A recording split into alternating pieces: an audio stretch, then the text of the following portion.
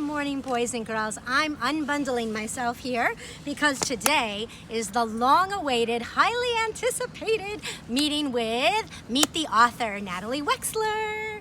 There she is. So we're going to demonstrate social distancing here. I finally get to see my beloved neighbor from a distance. We've missed you, so big air hug. Show the air hug. Okay, excellent. So, if you'll remember from a few days ago, we shared this fabulous book, Once Upon a Fly, and I get to actually show you the lady that created this, Miss Natalie.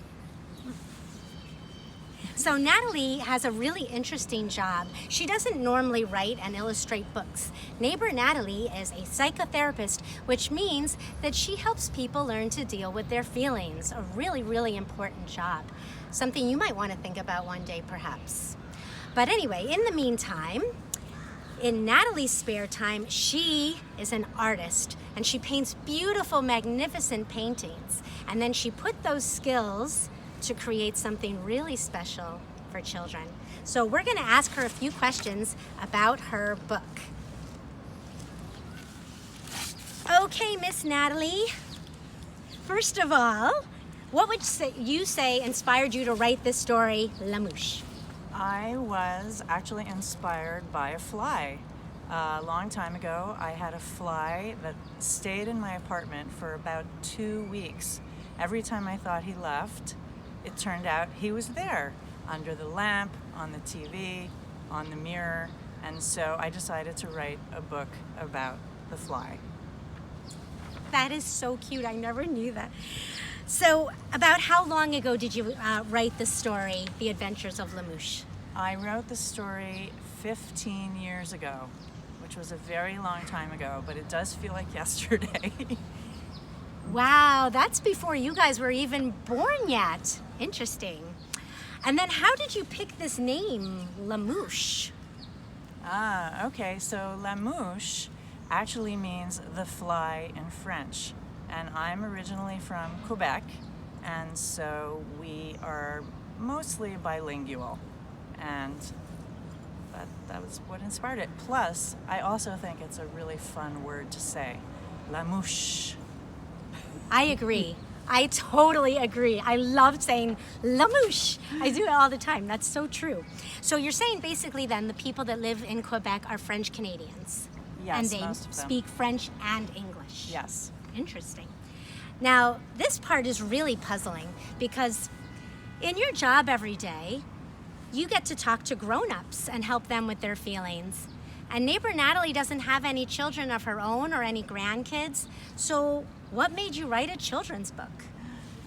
Well, at the moment, I was taking a bookmaking class, and we were supposed to silk screen the book, which is a very specific way of printing something. And since it was a beginner's class, I wanted to write and create something that was very simple, that had a clear message and could be easier to print. That makes a lot of sense. And then remember when we did our book reading, I asked you guys to think about the author's purpose. Remember that? So now we get to finally find out, because when we read it together a few days ago, we were just kind of guessing about the author's purpose, but now we can actually ask the author. So what lesson do you want children to learn from reading this book? Like, what can they take away from it for their own lives? I wanted to let children know that we are all born to be free and to be explorers. And even now, when we're stuck in our apartments, just like LaMouche was, we can explore all of the things around us and have a wonderful life of adventure. Wow, that was beautiful. So would you ever consider doing another children's book in the future, or perhaps even maybe a series of them? Yes, I do have a series in mind, but I haven't yet gotten around to completing the text for the series. So you never know, maybe one day. And then can you briefly explain like what goes into like the making of a book, like the steps that it takes, and does it take like a lot of energy to do it? Yes, so for me it was a really time-consuming endeavor because I combined hand drawing with a computer program. So some of the things are drawn by hand and some of the things are enhanced by a computer. And all of the coloring in was done using a program called Photoshop. And that made it easier to print in the end.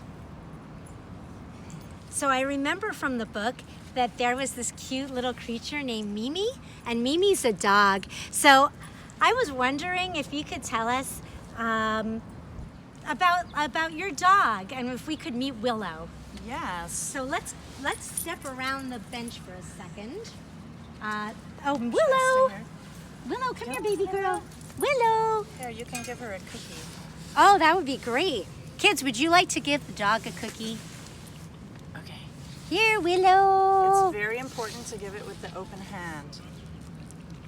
That way you won't get snipped by mistake. Oh, that was a good lesson. So I was thinking, boys and girls, would you like Willow to read the story to you? Willow, would you like? No, maybe neighbor Natalie should read it. Oh no, Willow wants to read it. Okay, Willow, you sit. Can you be the listener? You could be the audience. Ready? Let's hear the author read it because she can read it a lot better than I did. Okay, let's see. Okay. Here, Willow, let's listen. Ready? I once had a fly named LaMouche who loved to swim laps in my soup.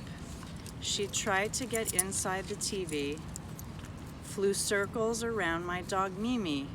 She drank from my juice on a straw. Sometimes she got lost on the wall. This is my favorite one. Me too. Camouflage. She loved to observe her reflection, ate strawberries for her complexion. Oh, that's my favorite. Yeah, I like that one too. At times she would watch the birds soar, and at night she stood guard by the door. She kissed me one morning at dawn, and then I discovered she'd gone. I looked on the wall for LaMouche. I even checked through my cold soup. It was Mimi who said with her eyes, sorry. Don't worry. It was then that I realized LaMouche had been born to fly. Show them the picture. The Brooklyn Bridge, yay! And that was only the beginning. So that when you leave your house, then you go out and you explore the world. And we can still explore the world even while we're inside our houses too. Mostly through the world of books and technology. So I hope you guys are using this time really, really well to explore all the things you're interested and curious about. Thanks again. Bye, neighbor Natalie. Bye. Bye, Willow.